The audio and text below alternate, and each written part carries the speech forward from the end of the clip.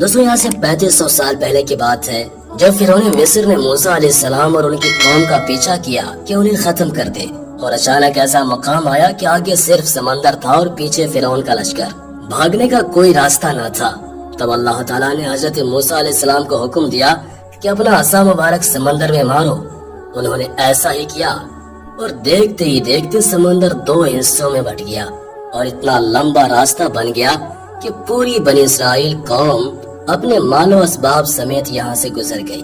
मगर जब फिरौन मिस्र ने, जो कि खुद को खुदा कहता था, और उसके लश्कर ने गुजरने की कोशिश की तो समंदर वापस आकर मिल गया जैसे पहले मौजूद था और सारा का सारा लश्कर फिरौन समेत गर्क हो गया। इस तरह से डूबकर मरने के बाद समंदर ने सिर्फ फिरौन की लाश को समंदर से बाहर फेंक दिया, जबकि बाकी लश्कर का कोई नामो निशान न मिला। और यूं आहिस्ता आहिस्ता करके वक्त गुजरता गया। मिस्रियों में से किसी शख्स ने साहिल पर पड़ी उसकी लाश को पहचान कर मौजूदा फिरौन के दरबार में बतलाया, सो फिरौन की लाश को महल पहुंचाया गया। दरबारियों ने मसाले लगाकर उसे पूरी शान और शौकत से और एहतराम के साथ ताबूत में रखकर महफूज कर लिया। कमाल का इत्तेफाक है कि पूरी जमीन पर उस वक्त सिर्फ एक वही कौम थी जिसे मसाले लगाकर लाशों को महफूज करने का हुनर आता था। ऐसा लग रहा था कि इस कौम ने उसी दिन के लिए ही सब कुछ सीखा था।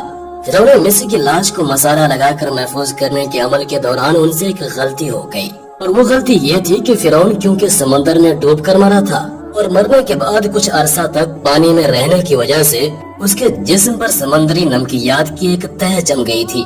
सो मिस्रियों ने उसकी लाश पर नमकियात की वो तह उसी तरह से रहने दी और उसे ऐसे ही मसाला लगा दिया।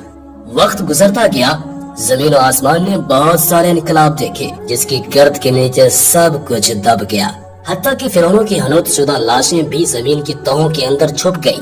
उनके नाम सिर्फ किताबों में रह गए और उनकी तामीरात और शान और शौकत लोगों के जहनों के अंदर ही रह गए। उसके अलावा उनका बनाया गया सब कुछ खत्म हो गया।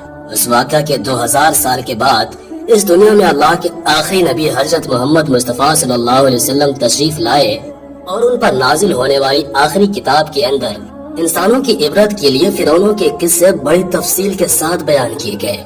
और इसी सिलसिले में फिरौन के जिस्म को महफूज करने के बारे में भी एक आयत नाजिल हुई, जिसके अंदर अल्लाह पाक वाज़ेह तौर पर फरमाता है कि हम तेरे जिस्म को आने वाले इंसानों के लिए इबरत बनाकर महफूज कर लेंगे। इस आयत मुबारका की सच्चाई पर तमाम मुसलमानों को यकीन तो था, लेकिन वो ये समझने से कासिर थे कि खुदाई का दावा करने वाले की लाश भला कहाँ महफूज की गई होगी, उसे कैसे इबरत का निशान बनाया गया होगा, कौन उसकी तस्दीक करेगा। ये इतना नाजुक मामला था कि जरा आप खुद सोच कर देखिए कि कुरान पाक के अंदर बयान किए गए अल्लाह के तमाम अल्फाज में से अगर सिर्फ एक आयत मुबारका भी गलत साबित हो जाती तो गैर मुस्लिम कुफार के सामने मुसलमान किस मुंह से बाकी कुरानी आयत का दिफा करते। मगर ये अल्लाह का कलाम है जिसके अंदर शक की कोई गुंजाइश नहीं, इसलिए हर दौर के अंदर उसने अपने आप को और अपने एक एक लफ्ज को मनवाया है। 1871 ईस्वी में मिस्र के एक शहर अल-गुर्निया से ताल्लुक रखने वाले गरीब और मामूली चोर अहमद अब्दुल रसूल को फिरौनों की हनूत शुदा लाशों की तरफ जाने का खुफिया तरीन रास्ता मिल गया। ये बस इतना चाहते थे कि फिरौनों की लाशों के साथ मौजूदा कीमती नवादिरात यानी सोना, चांदी, हीरे, मोती वगैरह को चुरा सके। ये दरियाए नील के किनारे तबीसा के मकाम पर बैठा मंसूबा बना रहा था कि जब उसे खुफिया रास्ता का पता चला उसने ये जगह खोदनी शुरू कर दी। उसी दौरान उसे मशकूक समझकर कुछ लोगों ने पकड़ लिया और पुलिस के हवाले कर दिया। बाद में वो जिस जगह को खोद रहा था वहाँ से मिलने वाले रास्ते की खुदाई की गई तो 1891 ईस्वी के अंदर दूसरी मम्मियों के साथ साथ उस गर्क होने वाले फिरौन की लाश भी मिल गई। उसके कफन पर सीने के मकाम पर उसका नाम लिखा हुआ था। उन मम्मियों को माहिरीन अपने साथ काहिरा ले गए जहाँ उसका तफसील से जायजा लिया गया तो फिरौन वाली मम्मी पर जमी हुई नमकियात की तह से इस बात की तस्दीक हो गई कि ये वही फिरौन है जिसे पानी में गर्क करके निशाने इबरत बनाने का वादा किया गया था। पूरी दुनिया में खलबली मच गई। उसकी तस्दीक के लिए पूरी दुनिया के आसार कदीमा के माहिर और साइंसदान मिस्र की तरफ चल पड़े। अलग अलग साइंसी टेस्ट करने के बाद दुनिया भर के साइंसदानों ने तस्दीक कर दी कि दूसरी सब लाशों की निस्बत सिर्फ इस एक फिरौन की लाश पर ही समुद्री नमकियात की तह जमी हुई थी जिसने उसे महफूज रखा और गलने सड़ने से बचा रखा। उस तस्दीक के बाद اسے فائنلی فرعون کی لاش قرار دے کر میوزیم کے اندر محفوظ کر دیا گیا۔ 1982 عیسوی میں یہ ممی خراب ہونے لگی تو اس وقت کی مصری حکومت نے فرانس کے کمک کو درخواست کی کہ اسے خراب ہونے سے بچایا جائے اور جدید سائنسی انسٹرومنٹس کی وجہ سے اس کی موت کی وجہ کو بھی معلوم کیا جائے۔ چنانچہ مصری اور فرانسیسی حکومت نے مل کر اس ممی کو فرانس لے جانے کا انتظام کیا۔ جب فرعون کی لاش کو فرانس پہنچایا گیا تو ایئرپورٹ پر اس دور کے فرانسیسی صدر بذات خود حکومت کے تمام اعلیٰ عہدیداروں، تمام وزراء اور فوج کے افسران کے ساتھ اس کے استقبال کے لیے موجود تھے۔ فرعون کی لاش کا استقبال کیا گیا جیسے کسی عظیم زندہ بادشاہ کا استقبال کیا جاتا ہے۔ فوجی دستوں نے اسے سلامی دی اور اس کی ممی کو ماہر ڈاکٹروں کی ٹیم کے حوالے کر دیا گیا۔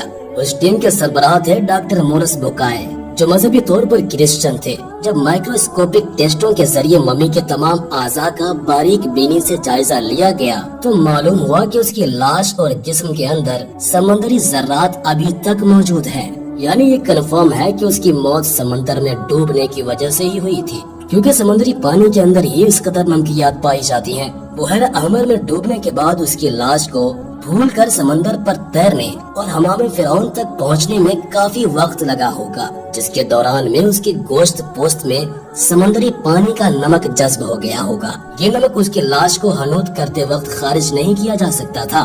3000 برس کے دوران میں یہ رفتہ رفتہ اس کے جسم سے خارج ہو کر ایک طے کی صورت میں جم گیا، اور جب پٹیاں کھولی گئیں تو نمک اس پر جمع ہوا پایا گیا۔ مگر ایک بادشاہ کی موت پانی میں ڈوبنے کی وجہ سے ہو، یہ سوچنا اپنے آپ میں بہت ہی حیرت انگیز سوال تھا، کیونکہ ایسے عظیم بادشاہ اپنے ساتھ نرم بستروں پر خوبصورت لباسوں میں سونے چاندی ہیرے موتیوں کے ساتھ بڑے ہی عزت کے ساتھ دفن کیے جاتے ہیں، اور اس طرح مرنے کے بعد دفنانے تک اس کی شان و شوکت اسی طرح قائم رہتی ہے جیسے زندہ بادشاہ کی۔ ڈاکٹر مورس کے لیے بھی ایک حیرت کی بات تھی، اور اسی حالت میں اس نے اس ممی کے بارے میں مزید جاننے کی کوشش کی تو اسے معلوم ہوا کہ اس بادشاہ کی موت کے حالات مسلمانوں کے نبی حضرت محمد مصطفیٰ صلی اللہ علیہ وسلم پر نازل ہوئی کتاب قرآن پاک کے اندر آج سے 1400 سال پہلے تفصیل سے درج ہے۔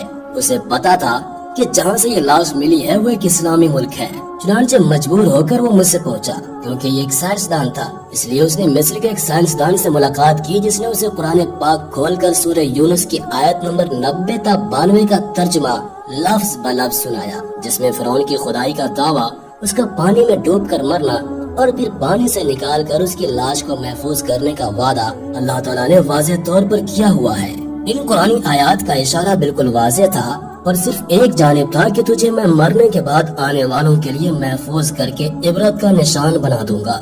سو ڈاکٹر مورس نے جب اس قرآنی آیات کا ترجمہ پڑھا تو بے اختیار چلا اٹھا کہ بالکل قرآن سچی کتاب ہے، اس کا ایک ایک لفظ اور اللہ کے پیغمبر حضرت محمد مصطفیٰ صلی اللہ علیہ وسلم سچے ہیں۔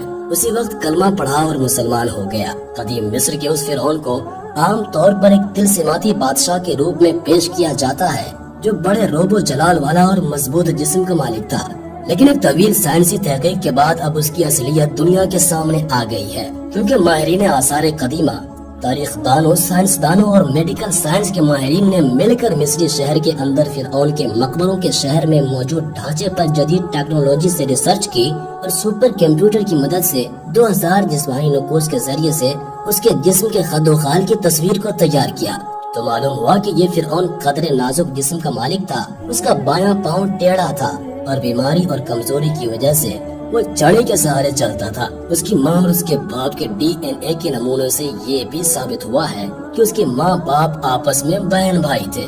ماہرین کا کہنا ہے کہ اس فرعون کی جسمانی خامیوں اور کمزوریوں کی بھی وجہ یہی تھی کہ اس کے ماں باپ کا آپس میں دراصل بھائی بہن کا رشتہ تھا۔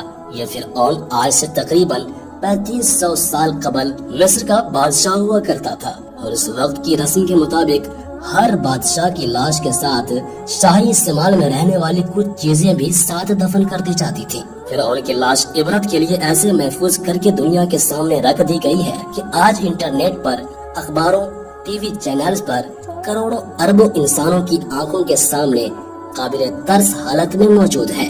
کس لیے؟ عبرت کے لیے، یہ سوچنے کے لیے کہ عبادت کے لائق اور ہمیشہ رہنے والی ذات صرف ایک ہی ذات ہے، جو کہ سب کا خالق ہے، جو کہ سب کا مالک ہے، سب کا رازق بھی ہے۔ اور اگر دنیا کے انسانوں میں واقعی کوئی خدا موجود ہے تو اپنی قوم کو تباہ ہونے سے پہلے خود کو ہی اللہ کے عذاب سے بچا کر دکھا دے۔